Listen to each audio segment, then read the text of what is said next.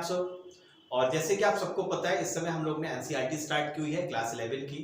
और इसका जो सेकंड चैप्टर है कौन सा, बायोलॉजिकल क्लासिफिकेशन, जो कि यूनिट फर्स्ट का सेकंड चैप्टर है। और यूनिट फर्स्ट है हमारी diversity in the living world.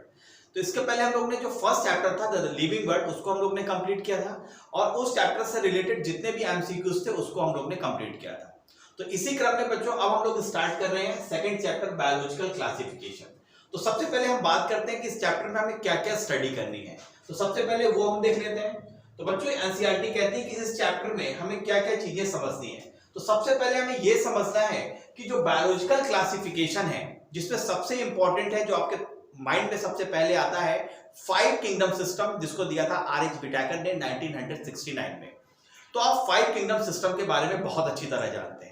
लेकिन क्या ये जो 5 किंगडम सिस्टम था डायरेक्ट 5 किंगडम सिस्टम बन गया, या इसके पहले इसकी शुरुआत हुई थी? शुरुआत कैसे हुई ये आपको एनसीईआरटी बताती है। जैसे सबसे पहले अरस्तु ने स्टार्ट किया था, 2 किंगडम सिस्टम दिया, बाद में 3 किंगडम सिस्टम आया, फिर 4 किंगडम सिस्टम आया, और फिर 5 किंगडम सिस्टम आया, और फिर समय के साथ ये 6 किंगडम सिस्टम भी आया जिसको दिया कार्ल लुईस ने। तो बच्चों सबसे पहले तो हमें यह समझना है कि ये जो 5 किंगडम सिस्टम या जो 6 किंगडम सिस्टम आप देख रहे हैं, जिसको हम 3 डोमेन सिस्टम भी बोलते हैं, ये किस तरीके से फाइनली अस्तित्व में आया। तो शुरुआत कहां से हुई? तो जो शुरू के पैराग्राफ हैं बायोलॉजिकल क्लासिफिकेशन चैप्टर के, वो इसी बारे में आपको बताते हैं। सेकंड, जब ये आप शुरुआती इंट्रोडक्शन कंप्लीट कर लेंगे तो फिर आपको टोटल जो 5 किंगडम है, जैसे पहला आपका मोनेरा है, प्रोटिस्टा है, फंजाई है, प्लांटिया और एनिमेलिया है, इसके बारे में कुछ जो कैरेक्टरिस्टिक्स हैं वो इस चैप्टर में हमें पढ़ने हैं। लेकिन इस चैप्टर में मुख्यतः जो 3 किंगडम हैं उसको हमें बड़े एक्सप्लेन तरीके से स्टडी करनी है। वो किंगडम कौन से हैं? तो पहला किंगडम है मोनेरा, सेकंड है हमारा प्रोटिस्टा, थर्ड है हमारा फंजाई, और जो चौथा और पांचवा किंगडम है प्लांटी और एनिमेलिया, इसके बारे में एनसीईआरटी लास्ट में आपसे कहती है कि ये दोनों चैप्टर के लिए हमने अलग से चैप्टर्स बनाए हैं, किंगडम प्लांटी और किंगडम एनिमेलिया। तो वहां पर हम लोग बहुत डिटेल तरीके से इन चैप्टर की स्टडी करेंगे। और लास्ट में इस चैप्टर के हमें बात करनी है किसकी? वायरस की, वायराइड्स की और लाइकेंस की। तो चलिए बच्चों, ये जो चैप्टर है हमारा बायोलॉजिकल क्लासिफिकेशन, इसका जो इंट्रोडक्टरी पार्ट है वो क्या कहता है और क्या बताता है, जरा इसको हम लोग समझते हैं। चलिए इसको थोड़ा सा बड़ा कर लेते हैं जिससे आपको जितने भी वर्ड है प्रॉपर आप उसको देख पाए। यस, चलिए दिख रहा है प्रॉपर आपको? चलिए, तो ये क्या कह रहा है? पहला कह रहा है कि आप देखिए सिविलाइजेशन की स्टार्टिंग से ही वहां पर बहुत सारे प्रयास किए गए, बहुत सारे अटेम्प्ट्स आए, जितने भी लिविंग ऑर्गेनिज्म थे उनको क्लासिफाई करने का प्रयास किया गया। एनसीईआरटी क्या कहती है कि सिविलाइजेशन के स्टार्ट से ही जितने भी लिविंग ऑर्गेनिज्म थे उनको क्लासिफाई करने का प्रयास किया गया। इस क्रम में उन्होंने देखा कि स्वाभाविकता हुआ क्या कि वहां पर लेकिन प्रॉपर क्राइटेरिया तो यूज नहीं किया गया। जैसे वहां पर प्रॉपर साइंटिफिक क्राइटेरिया को हमने यूज नहीं किया था शुरुआत में, लेकिन आप देखिए कि धीरे धीरे जब ये क्लासिफिकेशन समय के साथ, समय जैसे जैसा बीतता गया, इन क्लासिफिकेशन में कुछ कमियां दिखाई दी जिसको हम लोग ने दूर किया और लास्टली हम लोग 6 किंगडम सिस्टम तक पहुंचे। तो शुरुआत में क्या हुआ कि जितने भी क्लासिफिकेशन किए गए थे शुरुआत में वो साइंटिफिक नहीं थे, वो नीड पर आधारित थे कि ह्यूमंस के लिए कौन बेनिफिशियल है और कौन हार्मफुल है। इस आधार पर जो क्लासिफिकेशन शुरुआत में किए गए, अर्थात कौन से उनके ओन यूज के लिए हैं या यूज के लिए नहीं है। अर्थात ओन यूज का मतलब है किससे उनको फूड मिल सकता है, किससे उनको शेल्टर और क्लॉथिंग मिल सकती है। तो इसके आधार पर शुरुआत में क्लासिफिकेशन किए गए थे, मतलब रोटी, कपड़ा और मकान को आधार बनाया गया था, साइंटिफिक क्लासिफिकेशन नहीं था। लेकिन जैसे जैसे समय बीता तो आप देखिए जो सबसे पहला जो साइंटिफिक क्लासिफिकेशन दिया गया है वो साइंटिफिक क्लासिफिकेशन दिया गया है अरस्तु के द्वारा। और तो अरस्तु ही वो सबसे पहले अर्लीस्ट साइंटिस्ट थे जिन्होंने जो लिविंग ऑर्गेनिज्म हैं उनको सबसे पहली बार साइंटिफिक आधार पर क्लासिफिकेशन किया। क्या किया उन्होंने किया ये कि जितने भी ऑर्गेनिजम्स हैं उनको उन्होंने मॉर्फोलॉजिकल कैरेक्टर्स के आधार पर क्या कह रही है एनसीईआरटी? अरस्तु ने सबसे पहला साइंटिफिक क्लासिफिकेशन दिया और इस क्लासिफिकेशन में इन्होंने मॉर्फोलॉजिकल कैरेक्टर्स के आधार पर दो ग्रुप डिवाइड किए। पहला ग्रुप डिवाइड किया इन्होंने प्लांट का और दूसरा ग्रुप इन्होंने डिवाइड किया एनिमल का। यस, क्या डिवाइड किया? पहला ग्रुप प्लांट और दूसरा एनिमल। तो प्लांट में इन्होंने क्या किया, जो प्लांट थे इनको इन्होंने तीन कैटेगरी में रखा। कौन कौन सी? पहली कैटेगरी थी ट्री की, दूसरी थी श्रब की और तीसरी थी हर्ब की। जैसा कि हर्ब के बारे में आप जानते हैं, ये जो हर्ब्स होती हैं वो हमेशा एवरग्रीन रहती हैं, जैसे ग्रासेस हैं, है ना। जैसे कुछ आप प्लांट जानते हैं हमेशा हरे रहेंगे। जो श्रब का एग्जांपल आप जैसे ले सकते हैं तुलसी से, जो कुछ समय के बाद उनका जो स्टेम है वो थोड़ा सा ब्राउन हो जाता है। और ट्री के बारे में आप प्रॉपर जानते हैं, जैसे मैंगो ट्री है, नीम है, सब क्या है? ट्री है। तो इन्होंने जितने भी प्लांट थे उनको इन्होंने तीन कैटेगरीज में डिवाइड किया, ट्री में, श्रब में और हर्ब में। और जो दूसरा ग्रुप उन्होंने बनाया वो ग्रुप बनाया एनिमल्स का। इन्होंने एनिमल्स के अंदर टू ग्रुप्स रखे जिसमें इन्होंने दो तरीके के एनिमल्स को डिवाइड किया। पहले ग्रुप में उन्होंने उन सारे एनिमल्स को रखा जिसमें रेड ब्लड था, और सेकंड में उन्होंने उन एनिमल्स, जो सेकंड ग्रुप था उस ग्रुप में उन्होंने उन एनिमल्स को रखा जिनमें रेड ब्लड नहीं था। क्लियर है बच्चों? तो आपने इस पैराग्राफ में एनसीईआरटी क्या कहती है कि अरस्तु पहले वो साइंटिस्ट थे जिन्होंने जितने भी लिविंग ऑर्गेनिज्म हैं उनको प्लांट और एनिमल में डिवाइड किया। प्लांट में उन्होंने तीन कैटेगरी बनाई। कौन कौन सी बनाई? ट्री, श्रब और हर्ब। एनिमल में उन्होंने दो कैटेगरी बनाई, पहले वो एनिमल जिनका ब्लड रेड था और दूसरी वो कैटेगरी बनाई जिनका ब्लड रेड नहीं था। क्लियर है? तो अगर एक क्वेश्चन पूछा जाता है आपसे कि पहले वो कौन से साइंटिस्ट थे जिन्होंने साइंटिफिक आधार पर क्लासिफिकेशन किया जितने भी लिविंग ऑर्गेनिज्म थे, तो राइट आंसर विल बी अरस्तु। ओके बच्चों, चलिए आगे बढ़ते हैं। आगे अगर आप पढ़ेंगे तो आप देखेंगे अब अरस्तु के बाद जो सेकंड नंबर आता है बच्चों वो आता है लीनियस का। किसका आता है? वो नंबर आता है आपका लीनियस था।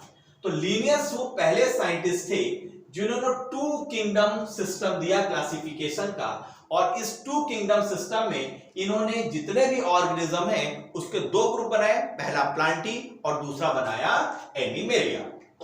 क्या कह रही है एनसीईआरटी? एनसीईआरटी कहती है कि लीनियस वो सेकंड साइंटिस्ट थे जिन्होंने साइंटिफिक आधार पर जितने भी लिविंग ऑर्गेनिजम्स थे उनके दो ग्रुप बनाए।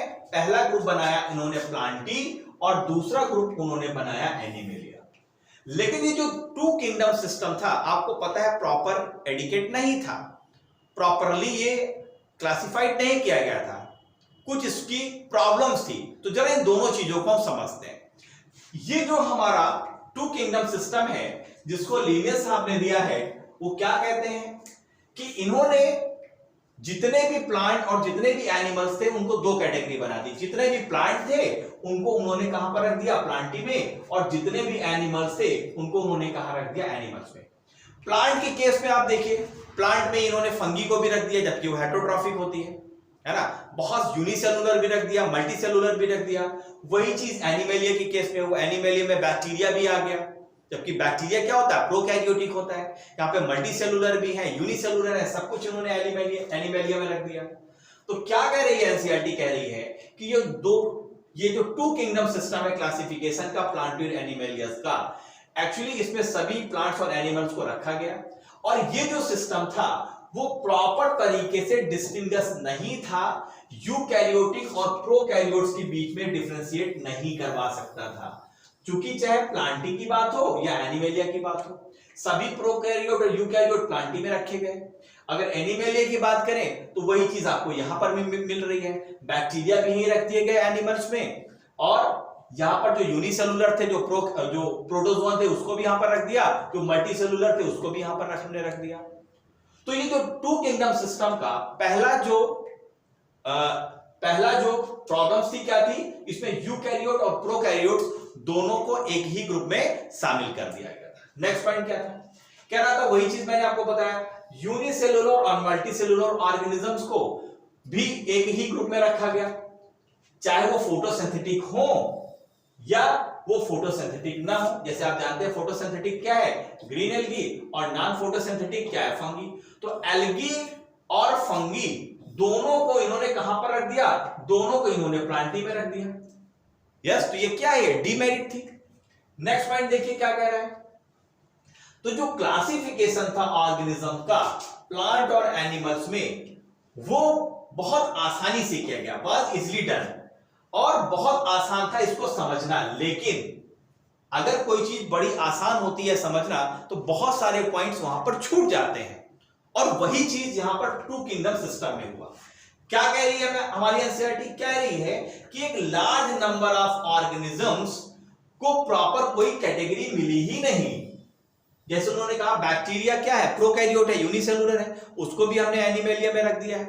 फंगी आप देखिए हेटरोट्रॉफिक है, उसको भी हमने प्लांटी में रख दिया है। इनके लिए अलग कैटेगरी होनी चाहिए ना, जो बाद में बनी, जो आपने 5 किंगडम सिस्टम में आप देखते हैं। आगे एनसीईआरटी क्या कहती है, इसीलिए जो ये 2 किंगडम क्लासिफिकेशन, 2 किंगडम जो क्लासिफिकेशन था, बहुत समय तक यूज तो किया गया, लेकिन ये कैसा था, इनएडिक्वेट था, ये प्रॉपर नहीं था। लेकिन हम ये नहीं कह सकते कि ये क्लासिफिकेशन गलत था।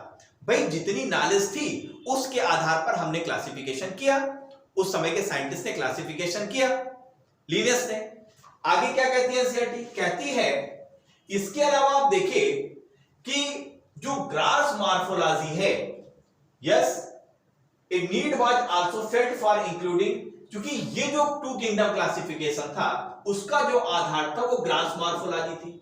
बाद में ये महसूस किया गया कि जो दूसरे कैरेक्टरिस्टिक्स हैं, कौन कौन से, जैसे सेल का स्ट्रक्चर, वो यूकैरियोट है या प्रोकैरियोट है, सेल वॉल का nature, cell wall chitin cellulose की बनी है या काइटिन की बनी है या पेप्टिडोग्लाइकेन की बनी है, मोड ऑफ न्यूट्रिशन, मतलब ऑर्गेनिज्म ऑटोट्रॉफिक है या हेटरोट्रॉफिक है, हैबिटेट वो एक्वेटिक है या टेरेस्ट्रियल है, और मेथड ऑफ रिप्रोडक्शन वो सेक्सुअल है या एसेक्सुअल रिप्रोडक्शन करता है। तो ये महसूस किया गया बाद में कि भाई इन सारे क्राइटेरिया को भी तो शामिल करिए, जिससे जो क्लासिफिकेशन है वो ज्यादा मोर साइलेंट हो पाए। और इवोल्यूशनरी रिलेशनशिप को अगर आप शामिल कर लेंगे, मतलब जो ऑर्गेनिजम्स के बीच में जो इवोल्यूशन का रिलेशन है, अगर उसको भी आप आधार बनाएंगे क्लासिफिकेशन में, तभी आपका क्लासिफिकेशन परफेक्ट होगा। तो समय के साथ इस चीज को महसूस किया गया, जिसको पूरा किया आर.एच. व्हिटेकर ने, जब इन्होंने 5 किंगडम सिस्टम दिया। और इसके आगे भी आप जब 6 किंगडम सिस्टम देखेंगे तो वहां पर आर्की बैक्टीरिया को अलग डोमेन दे दिया गया, यू बैक्टीरिया को अलग दे दिया गया, और जो तीसरा डोमेन था उसमें हम लोग ने 4 किंगडम सिस्टम को शामिल किया था। वहां पर मोनेरा को हटा दिया था हमने। क्लियर है बच्चों? चलिए नेक्स्ट पॉइंट देखते हैं। कह रहा है कि जो क्लासिफिकेशन सिस्टम है किसका, लिविंग ऑर्गेनिजम्स का, क्या कह रही है हमारी एनसीईआरटी, जो क्लासिफिकेशन सिस्टम है लिविंग ऑर्गेनिजम्स का, इसलिए समय के साथ उसमें बहुत सारे सेवरल चेंजेस आपको देखने को मिले टाइम टू टाइम।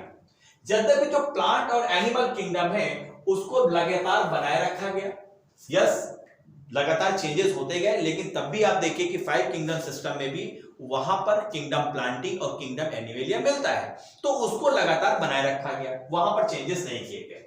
और क्या हुआ, लेकिन आप देखिए जो अंडरस्टैंडिंग थी जैसे धीरे धीरे बढ़ी ग्रुप्स और ऑर्गेनिजम्स के बारे में, यस, इनको इंक्लूड किया गया और कुछ किंगडम्स को उसमें और शामिल किया गया। आपको पता है आर.एच. व्हिटेकर ने 3 किंगडम और शामिल करे।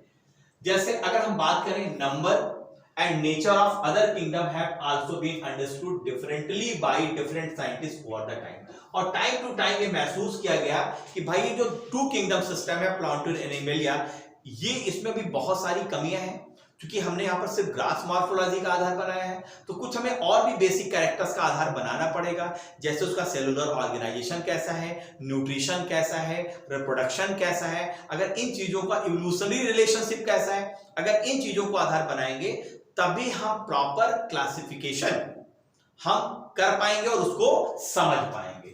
चलिए आगे एनसीईआरटी क्या कहती है। आगे जब आप पढ़ेंगे आगे के पेज में बच्चों, तो इस पेज में आर.एच. व्हिटेकर के द्वारा जो क्लासिफिकेशन जो किया गया, जिसको हम परफेक्ट मानते हैं, लेकिन बाद में भी आपको पता है 6 किंगडम सिस्टम आया, तो उसमें भी आपको एक नया डोमेन वहां पर शामिल किया गया। तो ये जो सामने आपका ये चार्ट दिया गया है जिसका है टेबल 2.1 है बच्चों, इस चार्ट में जो 5 किंगडम सिस्टम है आपको पता है किसने दिया, आर.एच. व्हिटेकर ने दिया 1969 में। तो सबसे पहला क्वेश्चन ये उठता है कि आर.एच. व्हिटेकर ने जब ये 5 किंगडम सिस्टम दिया तो इसमें कौन से बेसिस पॉइंट थे। तो बच्चों 5 बेसिक पॉइंट है जिसको आपको पता होना चाहिए।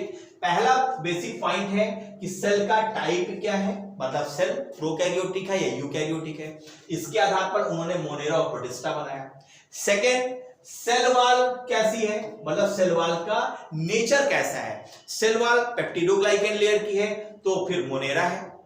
अगर सेल वॉल है ही नहीं तो आपको पता है जो एनिमेलिया है उसमें सेल वॉल होती ही नहीं। फंगी में सेल वॉल किसकी है, काइटिन की है। प्लांटी में सेल वॉल किसकी है, सेलुलोज की है। तो सेकेंड उन्होंने आधार बनाया सेल वॉल का। तीसरा उन्होंने आधार बनाया न्यूक्लियर मेम्ब्रेन का कि न्यूक्लियर मेम्ब्रेन है या एब्सेंट है। चौथा उन्होंने आधार बनाया बॉडी ऑर्गेनाइजेशन का कि भाई बॉडी थैलस है, यस, या बॉडी डिफरेंशिएट है रूट स्टेम लीफ में, या बॉडी में सेलुलर लेवल है, टिश्यू लेवल है, ऑर्गन लेवल है, या ऑर्गन सिस्टम लेवल है, इसका आधार बनाया अर्थात बॉडी ऑर्गेनाइजेशन देखा। और जो फिफ्थ इनका बेसिस था वो था mode of nutrition. Mode of nutrition का मतलब है कि ऑर्गेनिज्म स्वयं अपना भोजन बना पा रहा है, मतलब ऑटोट्रॉफिक है, या वो कीमोट्रॉफिक है, कीमोहेटरोट्रॉफिक है अर्थात वो हेटरोट्रॉफिक है। तो इसका आधार उन्होंने बनाया। तो जो 5 किंगडम सिस्टम दिया आर.एच. व्हिटेकर ने, वहां पर उन्होंने 5 पॉइंट्स लिए, सेल टाइप, सेल का वॉल, न्यूक्लियर मेम्ब्रेन, बॉडी का organisation and fifth mode of nutrition. अब क्वेश्चन कैसा बनता है, क्वेश्चन बनता है जैसे आपको एमसीक्यूज दिया गया और उसमें कहा गया इनमें से कौन सा ऐसा पॉइंट है जो आर.एच. व्हिटेकर ने अपने क्लासिफिकेशन के बेस में इसको शामिल नहीं किया।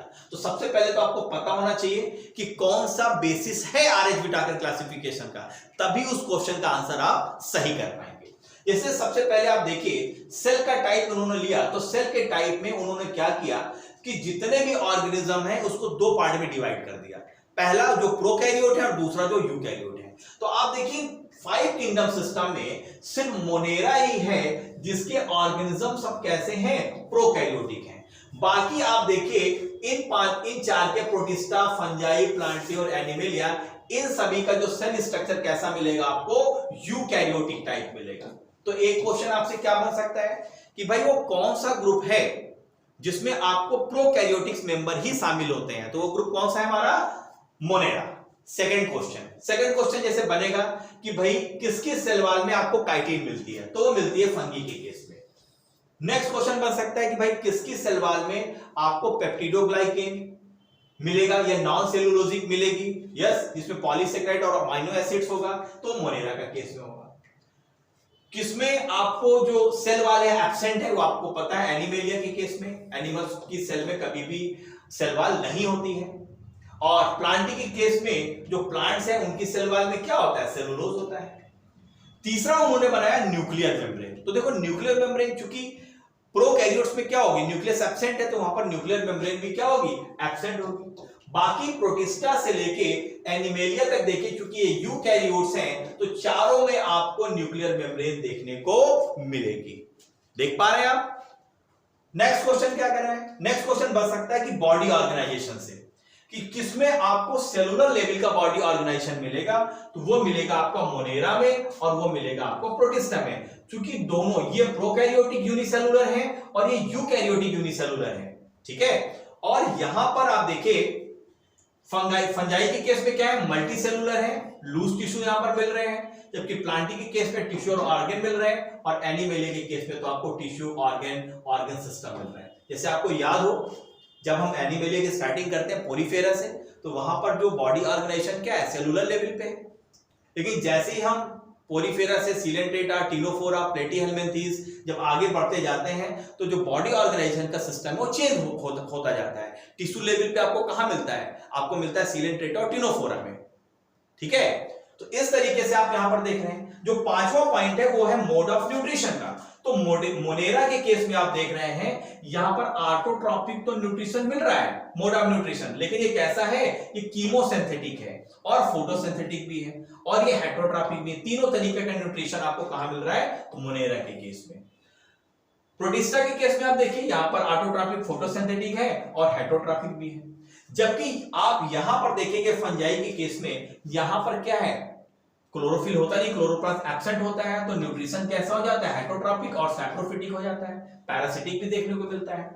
प्लांटी के केस में सभी के सभी कैसे हैं, ऑटोट्रॉपिक हैं। और एनिमली के केस में क्या है, ये हेटरोट्रॉपिक होते हैं, होलोजोइक या सैप्रोफिटिक आपको देखने को मिलते हैं। तो आप यहां पर जब प्रॉपर नजर लगाएंगे इस टेबल में तो आपको एक चीज समझ में आएगी कि जो आरएच विटाकर का क्लासिफिकेशन वो कितना साइंटिफिक है।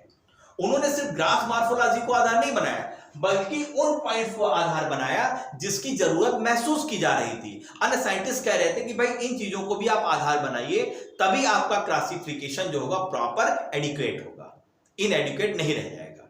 चलिए आगे बढ़ते हैं। आगे एनसीईआरटी क्या कहती है आरएच विटाकर के क्लासिफिकेशंस के बारे में, और जो कुछ पॉइंट्स बता रही है जरा उसको हम लोग देख लेते हैं। एनसीईआरटी कहती है कि ये जो 5 किंगडम क्लासिफिकेशन आप देख रहे हैं, इस 5 किंगडम क्लासिफिकेशन को किसने दिया है, वो आरएच विटाकर साहब ने दिया है। तो एक क्वेश्चन तो बच्चों डायरेक्ट यहां से बन सकता है कि 5 किंगडम सिस्टम किसने दिया, आरएच विटाकर ने 1969 में प्रपोज किया। इन्होंने जो किंगडम डिफाइन किए थे, उनके द्वारा जो डिफाइन किए गए हैं वो किंगडम कौन से हैं, मोनेरा, प्रोटिस्टा, फंजाई, प्लांटी और एनिमेलिया। 5 किंगडम इन्होंने दिए जो एक्सप्लेन इन्होंने किए।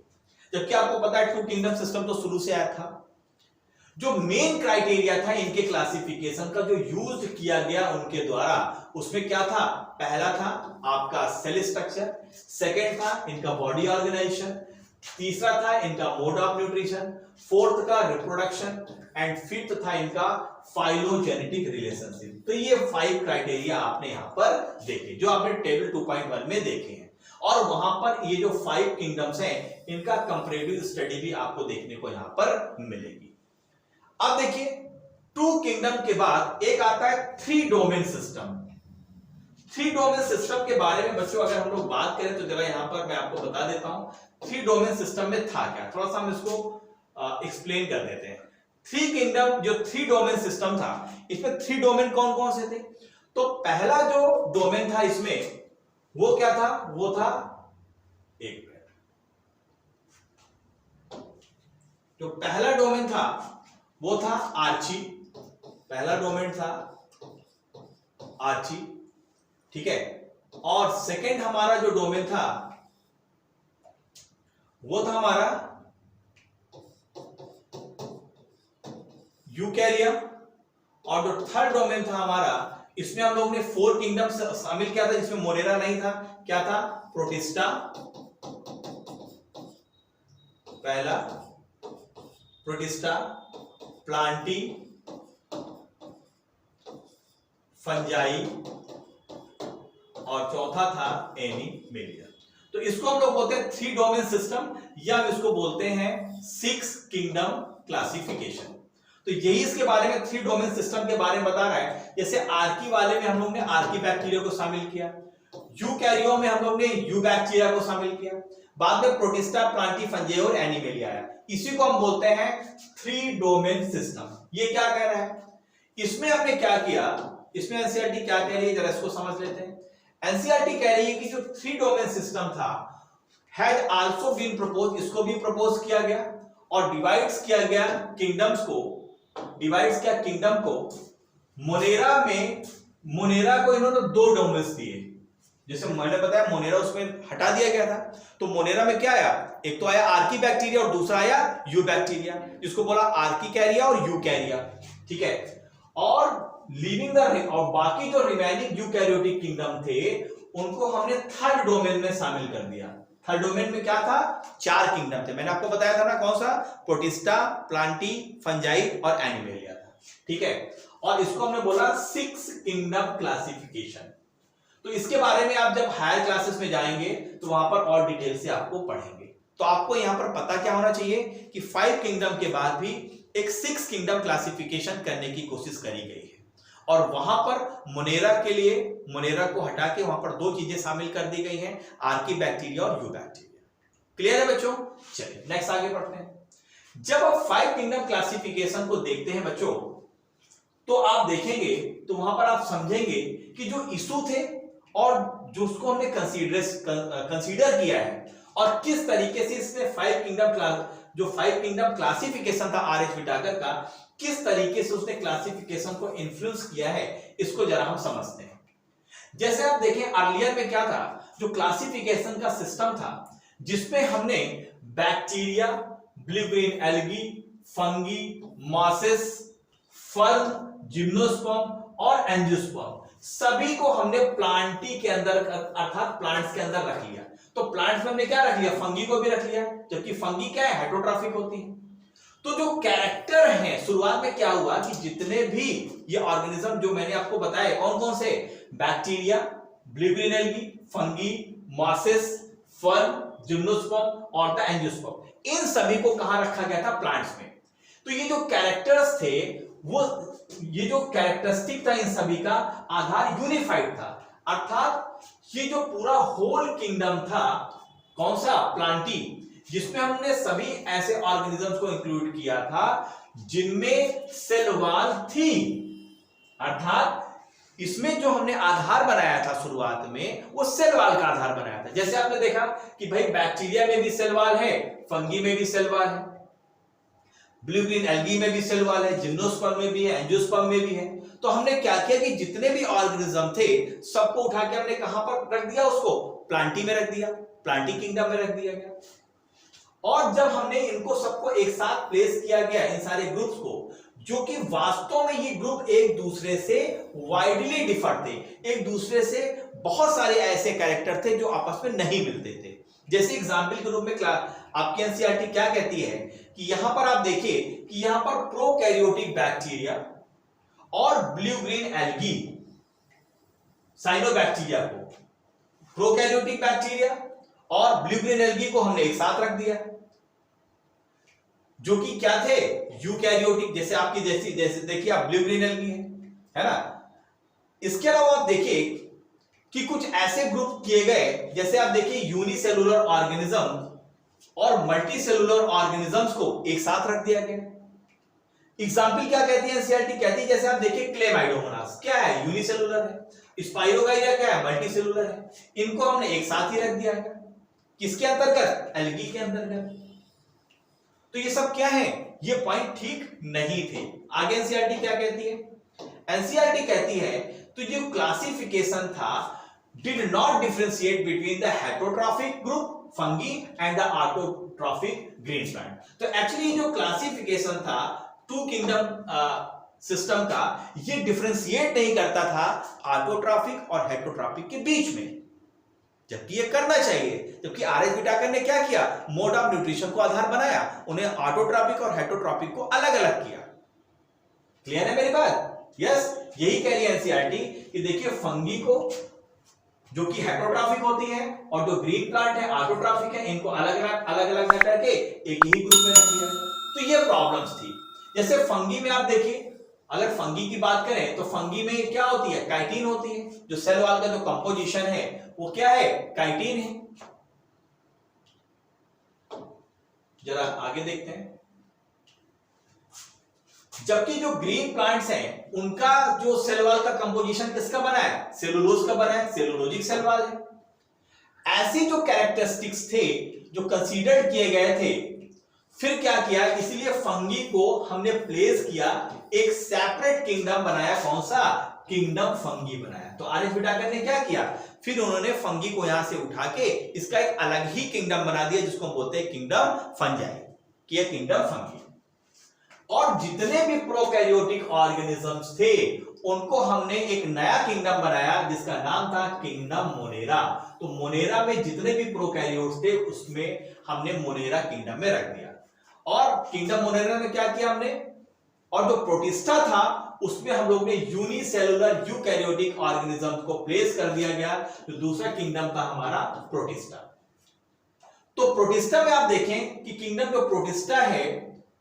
ब्रॉट टुगेदर, और प्रोटिस्टा में हम क्या क्या लेके आए, यहां पर हम क्लेमाइडोमोनास ले आए, क्लोरेला ले आए, जो कि पहले कहां प्लेस थे, एल्गी में, कहां पर, प्लांट के साथ, यस, और दोनों में क्या है, सेल वॉल है। जैसे भी आप देखिए यहां पर पैरामीशियम और अमीबा भी लिया है, जो कि पहले कहां पे प्लेस थे, एनिमल किंगडम में। अब हमने इसको कहां ले आया, अब हम इसको ले आए प्रोटिस्टा में। तो इट हैज पुट, अब इनको हमने क्या किया, it has put together organisms which in earlier classification they are placed in different kingdom. तो ये जो हैपेंड बिकॉज़ द क्राइटेरिया, ये जो क्राइटेरिया है क्लासिफिकेशन का, आपने देखा समय के साथ ये चेंज हुआ। तो ये जो काइंड है चेंजेस का, धीरे धीरे फ्यूचर में और भी इसमें मॉडिफिकेशन होते गए, यस, इसमें बहुत सारे इंप्रूवमेंट होते गए, जैसे जैसे हमारी अंडरस्टैंडिंग बढ़ी, किसके रेफरेंस में, कैरेक्टरिस्टिक्स के रेफरेंस में और इवोल्यूशनरी रिलेशनशिप के रेफरेंस में। जैसे जैसे हमारी अंडरस्टैंडिंग बढ़ी, हमने क्लासिफिकेशन को और ही रिफाइन किया और ही इसको साइलेंट किया, जिससे प्रॉपर तरीके से चीजें हो पाए।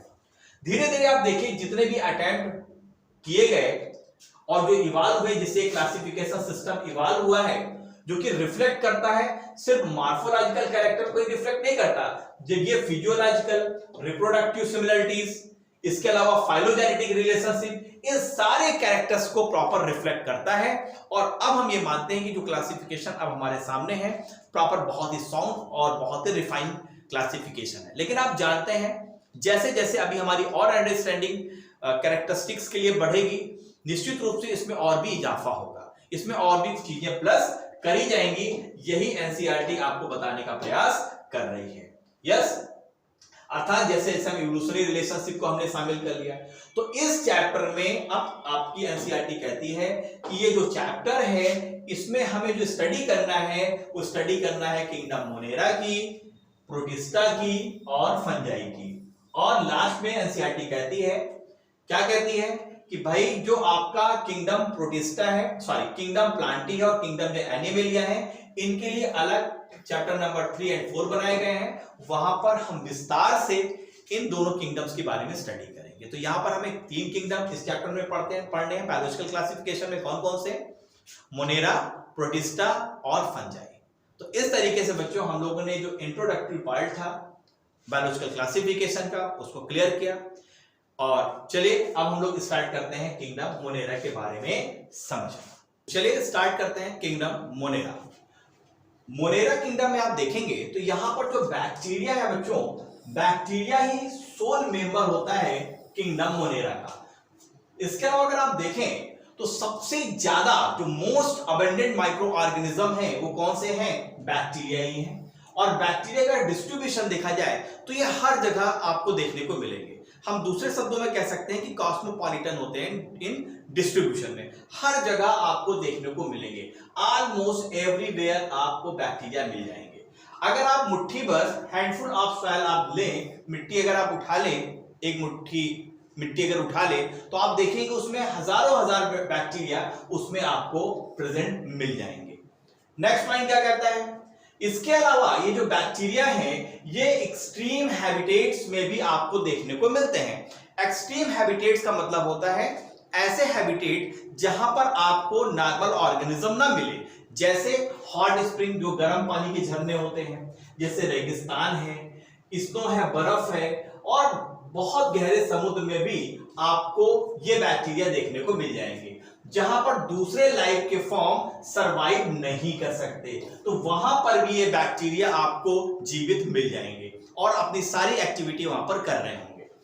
Many of them live in or other organism as parasite, और बहुत सारे बैक्टीरिया आपको पैरासाइट्स के फॉर्म में भी देखने को मिलते हैं, तो बहुत सारे डिसीज का कारण बनते हैं, चाहे बात ह्यूमन की हो, प्लांट की हो या एनिमल की हो। बैक्टीरिया को अगर हम ग्रुप किया जाए तो उसको मुख्यतः 4 कैटेगरीज में बांटा जाता है। कितनी कैटेगरीज में बच्चों, 4 कैटेगरीज पे। और ये जो ग्रुप बांटने का जो क्राइटेरिया है वो क्या है, इनका सेप, अर्थात सेप के आधार पर आपको 4 तरीके के बैक्टीरिया देखने को मिलेंगे। और ये चारों तरीके के बैक्टीरिया एनसीईआरटी ने आपको बाय फिगर समझाया हुआ है। देखो 4 तरीके के बैक्टीरिया हैं। पहला बैक्टीरिया है जिसको हम बोलते हैं स्फेरिकल बैक्टीरिया, यस, स्फेरिकल उनका शेप होता है, जिनको हम बोलते हैं कोकस। क्या बोलते हैं इनको? कोकस। सेकेंड है आपका रॉड शेप्ड होता है जिसको हम बोलते हैं बैसिलस। थर्ड है आपका कॉमा शेप्ड जिसको हम बोलते हैं विब्रियम, प्लूरल जिसको बोलते हैं विब्रियो। एंड स्पाइरल शेप्ड होता है स्पाइरल शेप्ड होता है स्पाइरुलम, और प्लूरल जिसको बोलते हैं स्पाइरुला। अगर आप देखें यहां पर तो देखिए यहां पर बैसिली है, रॉड शेप्ड बैक्टीरिया आपको मिल रहे हैं, जैसे रॉड होती है उस तरीके के बैक्टीरिया है। यस, यहां पर देखिए ये स्पाइरुला शेप है, स्पाइरुला बोल रहे हैं इनमें, और दोनों तरफ इसमें आपको फ्लैजेलम मिल जाएंगे। और तीसरे है आपका विब्रियो। ये कैसे हैं? जैसे आप कामा लगाते हैं, कामा शेप्ड बैक्टीरिया है।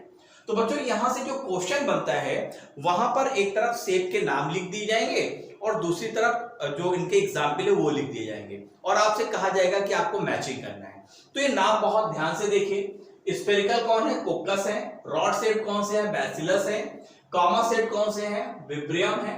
और स्पाइरल शेप कौन से हैं? आपके स्पाइरुलम है। तो ये 4 तरीके के शेप के आधार पर बैक्टीरिया आप देख सकते हैं जो आपकी एनसीईआरटी बोलती है। इसके अलावा भी बहुत सारे शेप है, लेकिन मुख्यतः 4 कैटेगरीज में ही एनसीईआरटी ने बोला है कि यहां पर हम देखने को आपको मिलेगा। चलिए नेक्स्ट पॉइंट को पढ़ते हैं। यस, देखिए ये जो कोकी शेप है ये कैसे हमारी स्पाइरल शेप है, ये बैक्टीरियल शेप है।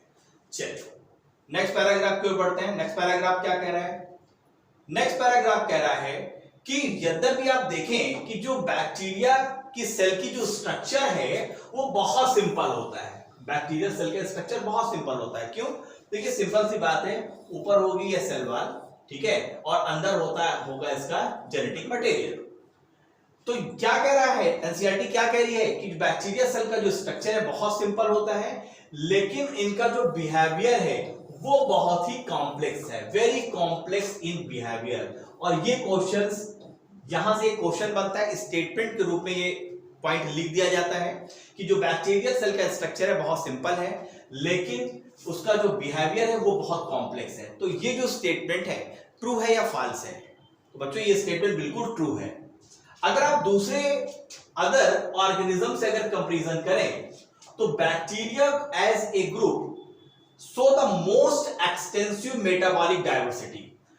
बैक्टीरिया में आपके मेटाबॉलिक डायवर्सिटी आपको बड़ी जबरदस्त मिलेगी। मेटाबॉलिज्म का मतलब क्या होता है? Anabolism plus catabolism. तो बहुत जबरदस्त यहां पर मेटाबॉलिक डायवर्सिटी आपको देखने को मिलेगी अगर आप कंपैरिजन करें दूसरे ऑर्गेनिजम्स के ग्रुप से। क्या कह रहा है? इनमें से कुछ बैक्टीरिया कैसे होते हैं? ऑटोट्रॉफिक होते हैं। ऑटोट्रॉफिक का मतलब क्या है? वो अपना भोजन स्वयं बना सकते हैं, अर्थात अपना फूड वो स्वयं सिंथेसाइज कर सकते हैं। लेकिन ये जो फूड सिंथेसाइज कर रहे हैं उसका जो सोर्स है वो क्या है? वो सोर्स है इनऑर्गेनिक सबस्ट्रेट। इनऑर्गेनिक सबस्ट्रेट से ये अपना भोजन स्वयं बना सकते हैं। इसके अलावा कुछ ऐसे भी आपको बैक्टीरिया मिलेंगे जो इन प्रेजेंस ऑफ लाइट भी अपना भोजन बना सकते हैं, जैसे प्लांट बनाते हैं, अर्थात ये फोटोसिंथेटिक ऑटोट्रॉफिक होते हैं। या इसके अलावा आपको एक कीमोसिंथेटिक ऑटोट्रॉफिक बैक्टीरिया भी देखने को मिलेंगे। जो वास्ट मेजॉरिटी है बैक्टीरिया की वो कैसे होते हैं? हेटेरोट्रॉप्स होते हैं। कैसे होते हैं बच्चों? हेटेरोट्रॉप्स होते हैं, अर्थात ये डिपेंड होते हैं दूसरे ऑर्गेनिज्म में या डेड ऑर्गेनिक मैटर पर अपने फूड के लिए। क्लियर है बच्चों? तो यहां पर आपने क्या, इस पैराग्राफ में आपने क्या सीखा कि भले ही बैक्टीरियल सेल का स्ट्रक्चर बहुत सिंपल हो लेकिन उनका बिहेवियर बड़ा कॉम्प्लेक्स होता है। अगर हम मेटाबॉलिक डायवर्सिटी की बात करें और दूसरे ऑर्गेनिज्म से अगर आप कंपेयर करें तो बैक्टीरिया में मेटाबॉलिक डायवर्सिटी आपको सबसे ज्यादा देखने को मिलेगी। यहां पर आपको ऑटोट्रॉफ भी मिलेंगे, आपको हेटेरोट्रॉफ्स भी मिलेंगे, फोटोसिंथेटिक ऑटोट्रॉफ्स भी मिल रहे हैं, कीमोसिंथेटिक ऑटोट्रॉफ्स भी मिल रहे हैं। तो न्यूट्रिशन का जो तरीका है आप देखेंगे बड़ा उसमें डायवर्सिटी आपको देखने को मिल रही है। चलिए नेक्स्ट पॉइंट की बात करते हैं। नेक्स्ट जो हेडिंग हमारी वो है आर्की बैक्टीरिया। बच्चों आर्की बैक्टीरिया के बारे में अगर हम बात करें तो ये वो बैक्टीरिया है जो प्राचीन समय में भी थे और अभी भी है। आर्की बैक्टीरिया में कुछ स्पेशलिटी होती है जो अन्य जनरल बैक्टीरिया है उससे आर्की बैक्टीरिया के स्ट्रक्चर में कुछ अंतर होता है, जिसकी वजह से ये ऐसी जगह पर आपको देखने को मिलेंगे जहां पर अन्य बैक्टीरिया देखने को नहीं मिलेंगे। तो चलिए जरा आर्की बैक्टीरिया के बारे में समझते हैं कि एनसीईआरटी क्या कह रही है। यस, चलिए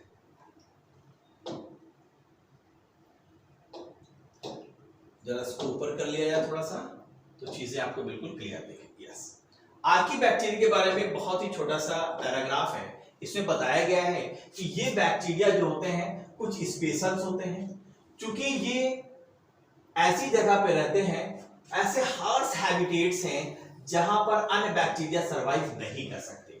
और ऐसे जो एक्सट्रीमली हैबिटेट हैं जैसे साल्टी एरिया जिसको हम बोलते हैं हेलोफाइल्स, जो साल्टी एरिया में रहने वाले बैक्टीरिया आर्कीबैक्टीरिया उनको हम बोलते हैं हेलोफाइल्स। कुछ गर्म झरनों में देखने को मिलते हैं, हॉट स्प्रिंग्स में देखने को मिलते हैं, इनको हम बोलते हैं थर्मोएसिडोफाइल्स। कुछ मिलते हैं आपको मार्सी एरियाज में देखने को मिलते हैं, दलदली वाली जगह में, इनको हम बोलते हैं मेथैनोजेंस। तो देखो बच्चों, ये जो बैक्टीरिया है ये आपको एक्सट्रीम कंडीशन में देखने को मिल रहे हैं जहां पर अन्य ऑर्गेनिज्म आपको देखने को नहीं मिलेंगे। आर्कीबैक्टीरिया दूसरे बैक्टीरिया से क्या होते हैं, डिफर होते हैं, थोड़े से अलग होते हैं। किस पॉइंट में? इस पॉइंट में कि इनकी जो सेल वॉल का जो स्ट्रक्चर होता है, सेल वॉल के स्ट्रक्चर में कुछ स्पेशल टाइप्स की प्रोटीन होती हैं जो इनको हार्श कंडीशन में भी जीवित रहने में मदद करती है। जैसे बहुत ठंडे जगह पे भी मिल जाएंगे, ये बहुत हॉट स्प्रिंग में भी मिल जाएंगे, इवन 80 डिग्री 90 डिग्री सेंटीग्रेड के टेम्परेचर में भी ये आपको मिल जाएंगे जहां पर अन्य ऑर्गेनिज्म सरवाइव नहीं कर सकता है। तो इसके पीछे रीजन क्या होता है? तो इनकी जो सेल वॉल होता है उसमें स्पेशल टाइप की प्रोटीन होती है जिससे ये अपने आप को सरवाइव करा पाते हैं और उस हार्श एनवायरनमेंट से अपने आप को प्रोटेक्ट कर पाते हैं। और यही वो फीचर होता है जो रिस्पॉन्सिबल होता है उनके सर्वाइवल के लिए, कहां पर? एक्सट्रीम कंडीशन में। अगर हम मेथैनोजेंस की बात करें, मेथैनोजेंस ऐसे बैक्टीरिया हैं जो प्रोड्यूस क्या करते हैं? मीथेन। तो ये जो मेथैनोजेंस बैक्टीरिया होते हैं बच्चों, कुछ ऐसे एनिमल हैं जैसे काऊ है, बफेलो है, गाय है, भैंस है, यस, उनके गट में देखने को मिल जाते हैं। और ये बैक्टीरिया जब उनके गट में होते हैं तो वहां पर ये मीथेन गैस का प्रोडक्शन करते हैं। किसका प्रोडक्शन करते हैं? मीथेन गैस का। इसके अलावा from the Dang of the animals, इसके अलावा जो आप डंग देखते हैं, जो गोबर वगैरह देखते हैं एनिमल्स में, वहां पर भी जो स्मेल आती है मीथेन की, वो इन्हीं बैक्टीरिया की वजह से है, मेथैनोजेंस की वजह से है। तो ये हम लोग ने देखा आर्कीबैक्टीरिया के बारे में। अब हम बात करते हैं बच्चों यू बैक्टीरिया के बारे में। जैसे कि मैंने आपको बताया था कि जो किंगडम मोनेरा है, ये पूरा होल जो किंगडम है पूरा बैक्टीरिया पर ही आधारित है। तो चलिए अब जरा हम लोग बात कर लेते हैं यू बैक्टीरिया की। यू बैक्टीरिया क्या होते हैं? यू बैक्टीरिया को जनरली हम लोग क्या बोलते हैं? साइनोबैक्टीरिया, या हम इनको बोलते हैं ब्लू ग्रीन एल्गी। क्या बोलते हैं बच्चों? Blue green algae. चलिए जरा यू बैक्टीरिया के बारे में हम लोग पॉइंट्स देखते हैं। There are thousands of different you bacteria और ट्रू बैक्टीरिया। आपको हजार आपको यू बैक्टीरिया या ट्रू बैक्टीरिया मिल जाएंगे। अगर हम कैरेक्टराइज की बात करें तो इनकी इसमें जो सेल वॉल होती है बच्चों, वो रिजिड सेल वॉल देखने को आपको मिलेगी। और यहां पर आपको अगर ये मोटाइल है, अर्थात ये अगर लिक्विड में है, स्विम अगर कर रहे हैं, तो उनके बॉडी में आपको क्या देखने को मिलेगा? फ्लैजला देखने को आपको मिल जाएगा। ये जो साइनोबैक्टीरिया हैं, जिसको हम ब्लू ग्रीन एल्गी के नाम से भी जानते हैं, ये सब किसके अंतर्गत आते हैं? यू बैक्टीरिया के अंदर आते हैं। और इन साइनोबैक्टीरिया में जो क्लोरोफिल ए होता है, क्या होता है बच्चों? Chlorophyll A. तो ये क्लोरोफिल ए ठीक वैसा ही होता है जैसा आप यूकैरियोटिक सेल में देखते हैं प्लांट्स में। तो ग्रीन प्लांट्स की जो यूकैरियोटिक सेल में आपको देखने को मिलता है क्लोरोफिल ए, ठीक वैसा ही क्लोरोफिल ए आपको ये साइनोबैक्टीरिया में देखने को मिलता है। और ये जो यू साइनोबैक्टीरिया है बच्चों, ये फोटोसिंथेटिक ऑटोट्रॉफ्स होते हैं, अर्थात इन प्रेजेंस ऑफ सनलाइट ये अपना भोजन बना सकते हैं फोटोसिंथेसिस प्रोसेस से। कह रहा है कि जो साइनोबैक्टीरिया हैं, अगर हम इनके बॉडी की बात करें तो ये कैसे होते हैं बच्चों? ये यूनिसेलुलर होते हैं। ये आपको कॉलोनियल भी देखने को मिलेंगे, ये आपको फिलामेंटस भी देखने को मिलेंगे, फिलामेंट्स के फॉर्म में भी देखने को मिलेंगे। ये फ्रेश वाटर और मैरीन या टेरेस्ट्रियल फॉर्म में भी देखने को मिलते हैं, कुछ टेरेस्ट्रियल एल्गी के फॉर्म में भी ये होते हैं। अगर आप कॉलोनी के फॉर्म में देखेंगे तो कॉलोनी में क्या होता है कि अगर ये कॉलोनी के फॉर्म पे है बच्चों, अगर इस तरह से कॉलोनी के फॉर्म पे है ये, तो इनके ऊपर एक म्यूसिलेज की प्रॉपर एक सीट बन जाती है जिसको हम बोलते हैं जिलेटिनस सीड। और यही जिलेटिनस सीड क्या होता है, लगातार वाटर से इनको प्रोटेक्ट करती है। इसके अलावा अगर हम साइनोबैक्टीरिया की बात करें बच्चों, तो अक्सर ये ब्लूम्स बनाते हैं पॉल्यूटेड वाटर में। पॉल्यूटेड वाटर जो बॉडीज होती है वहां पर आपको ब्लूम्स देखने को मिलता है। ब्लूम्स का मतलब होता है, जब आप देखें तो जो वाटर बॉडीज है, जैसे कोई पॉइंट्स है, तो उसका पानी बिल्कुल इस तरीके का हो जाएगा कि वहां पर ऑक्सीजन लेवल बिल्कुल खत्म होगा। वहां पर जो भी एक्वाटिक एनिमल्स हैं उनके लिए सरवाइव करना मुश्किल हो जाएगा, पॉल्यूटेड हो जाएगा, स्मेल, अजीब तरीके की स्मेल आएगी वहां पर, तो इसको हम बोलते हैं वाटर ब्लूम्स बना देते हैं ये। यस। इसके अलावा आप देखें कि ये कुछ ऐसे ऑर्गेनिज्म भी होते हैं जो एटमॉस्फेरिक नाइट्रोजन को फिक्स कर देते हैं, और इसके लिए इनके पास स्पेशलाइज्ड सेल होता है, जिस सेल को हम बोलते हैं हेटेरोसिस्ट। और इसका सबसे अच्छा एग्जांपल है नॉस्टॉक्स एंड एनाबीना। देखिए बच्चों, नॉस्टॉक यहां पर एक फिगर दिया गया है, यस, और यहां पर इस फिगर में आपको दिखाया गया है कि ये जो सेल है, ये जो सेल आप देख रहे हैं, ये वाली सेल, ये क्या है, देखो ये हेटेरोसिस्ट है। और इसी सेल में ऐसा कुछ होता है जिसकी वजह से ये एटमॉस्फेयर में उपस्थित जो नाइट्रोजन है उसका फिक्सेशन ये कर पाते हैं। तो यहां पर आप देख रहे हैं जो फिलामेंटस एल्गी है, इसको हम बोलते हैं नॉस्टॉक, और ये क्या है, ब्लू ग्रीन एल्गी है। ठीक है, किस फॉर्म में बच्चों, फिलामेंटस फॉर्म में। तो हेटेरोसिस देखो एक सेल है, स्पेशलाइज हो जाती है नाइट्रोजन फिक्सिंग के लिए, इसलिए इसको हम क्या बोलते हैं, हेटेरोसिस। और इसके ऊपर जो कवरिंग देख रहे हैं ये किसकी है, म्यूसिलेजिनस शीट की ये कवरिंग होती है। चलिए नेक्स्ट पॉइंट की ओर बढ़ते हैं।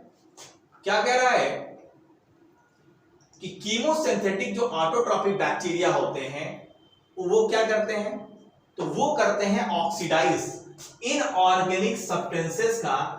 जैसे इनऑर्गेनिक सब्सटेंसेस कौन से हैं, nitrate, nitrite and ammonia, and उनको यूज करते हैं। जब ये ऑक्सीडाइज करते हैं तो उनको यूज करेंगे, और इससे जो एनर्जी निकलेगी उससे ये अपनी एटीपी बना लेंगे, क्योंकि एटीपी तो जरूरी है, चाहे वो प्लांट हो चाहे वो एनिमल हो, विदाउट एटीपी तो कोई एक्टिविटी हो ही नहीं सकती।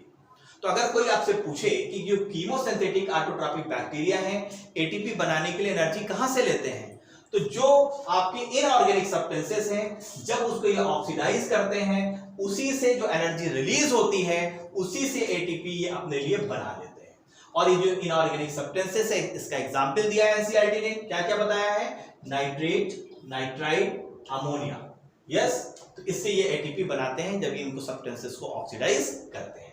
इसके अलावा ये एक बहुत ही ग्रेट रोल प्ले करते हैं न्यूट्रिएंट्स की रिसाइकलिंग में। जब आप नाइट्रोजन साइकिल पढ़ेंगे तो वहां पर देखेंगे किस तरीके से बैक्टीरिया नाइट्रोजन फिक्सिंग कर रहे हैं, किस तरीके से मिनरल साइकिल में अपना इंपॉर्टेंट रोल प्ले कर रहे हैं, चाहे वो न्यूट्रिएंट साइकिल नाइट्रोजन की हो, फास्फोरस की हो, आयरन की हो या सल्फर की हो। इसके अलावा आप देखेंगे बच्चों, जो बैक्टीरिया मैंने आपको बताया, अधिकतर बैक्टीरिया कैसे होते हैं, हेटेरोट्रॉपिक बैक्टीरिया होते हैं, जो कि मोस्ट अबंडेंट है, सबसे ज्यादा है नेचर में। अगर हम मेजॉरिटी की बात करें तो मेजॉरिटी में अधिकतर ये कैसे होते हैं, डीकंपोजर होते हैं, अर्थात कोई भी ऑर्गेनिक मैटर है उसको डीकंपोज कर देते हैं और वहां से अपना फूड इनटेक करते हैं। Many of them have a significant impact on human affair, बहुत सारे ह्यूमन अफेयर पर भी अपना इंपैक्ट रखते हैं। इसके अलावा आप जानते हैं ह्यूमन जब दही बनाना होता है तो भी हम बैक्टीरिया का यूज करते हैं, कहां, मिल्क से जब हम दही बनाते हैं। इसके अलावा बहुत सारी एंटीबायोटिक्स बनाने में बैक्टीरिया का यूज किया जाता है। इसके अलावा जो लेग्यूमिनस प्लांट होते हैं वहां पर जो नाइट्रोजन फिक्सिंग होती है तो वहां पर ये बैक्टीरिया अपना बहुत ही इंपॉर्टेंट रोल प्ले करते हैं। यस, चलिए नेक्स्ट पॉइंट की ओर बढ़ते हैं। उसकी लेग्यूमिनस प्लांट के रूट्स में होते हैं, यस, सिम्बायोटिक एसोसिएशन होता है और वहां पर ये एटमॉस्फेरिक नाइट्रोजन को फिक्स करते हैं। इसके अलावा बहुत सारे बैक्टीरिया आपको ऐसे मिलेंगे बच्चों जो पैथोजेंस के फॉर्म में होते हैं, अर्थात बहुत सारी डिसीज को क्रिएट करते हैं। इसके अलावा चाहे ह्यूमन बींग्स की बात हो, क्रॉप्स हो, फॉर्म एनिमल्स हो, पेट्स हो, इससे बहुत सारी डिसीज इन जो बैक्टीरिया है उसकी वजह से होती है। जैसे आपको पता है कॉलरा किससे होता है, विब्रियो कॉलरी से होता है। टाइफाइड किससे होता है, सैल्मोनेला टाइफी से होता है, ये भी एक बैक्टीरिया है। टिटस किससे होता है, माइक्रोबैक्टीरियम टिटैनी से होता है। सिट्रस कैंकर आप जानते हैं ये नींबू में पाए जाने वाली डिसीज है, यस, तो ये बैक्टीरिया की वजह से होती है। और इन डिसीज के बारे में आप अच्छी तरह से जानते हैं, जो सारी डिसीज किसके द्वारा होती हैं, डिफरेंट बैक्टीरिया की वजह से होती है। बैक्टीरिया रिप्रोड्यूस कैसे करता है, मतलब एक बैक्टीरिया से दूसरा बैक्टीरिया कैसे बनता है, तो एनसीईआरटी इसके बारे में कहती है कि जो बैक्टीरिया में रिप्रोडक्शन आपको देखने को मिलता है वो मुख्यतः होता है बाई फिशन के द्वारा। फिशन में क्या होता है, फिशन में ये होता है कि जैसे सपोज दैट ये एक बैक्टीरिया है, तो ये बैक्टीरिया, दो बैक्टीरिया यहां से क्या होगा, इस तरीके से फोल्डिंग होगी, इस तरीके से यहां से एक बैक्टीरिया दो बैक्टीरिया में डिवाइड हो जाएगा। इसी प्रोसेस को हम क्या बोलते हैं, इस प्रोसेस को हम बोलते हैं फिशन। कभी कभी आप देखिए कि जब कंडीशन अनफेवरेबल हो जाती है, मतलब कंडीशन अगर अनफेवरेबल है तो वो स्पोर में बदल जाते हैं। कैसे बदल जाते हैं, स्पोर में बदल जाते हैं। और पुनः जब कंडीशन इनकी फेवरेबल हो जाती है तो पुनः ये जीवित हो जाते हैं, ऊपर का जो खोल है टूट जाता है और फाइनली फिर ये लिविंग फॉर्म पे आ जाते हैं। तो they are reproduced by a sort of, इसके अलावा इनमें सेक्सुअल रिप्रोडक्शन भी देखने को मिलता है, जो एक प्रिमिटिव टाइप का डीएनए ट्रांसफर होता है एक बैक्टीरिया से दूसरे बैक्टीरिया की ओर, जो मुख्यतः आपको ट्रांसडक्शन में देखने को मिलता है। आपको पता है बैक्टीरिया में 3 तरीके से सेक्सुअल रिप्रोडक्शन देखने को मिल रहा है, कंजुगेशन है, ट्रांसफॉर्मेशन है और ट्रांसडक्शन है। ठीक है बच्चों, अगर हम माइकोप्लाज्मा की बात करें तो माइकोप्लाज्मा एक ऐसा ऑर्गेनिज्म है जिसमें सेल वॉल होता ही नहीं है, लैक सेल वॉल, और इस स्मॉलेस्ट लिविंग सेल्स हैं जिसके बारे में हम जानते हैं, जो विदाउट ऑक्सीजन भी सर्वाइव कर सकते हैं। बहुत सारे माइकोप्लाज्मा पैथोजेनिक होते हैं एनिमल और प्लांट्स में। तो चलिए बच्चों, अब जो नेक्स्ट हमारा टारगेट होगा वो होगा हमारा प्रोटिस्टा। तो मिलते हैं नेक्स्ट लेक्चर में, तब तक के लिए bye bye, see you, have a nice day, thank you.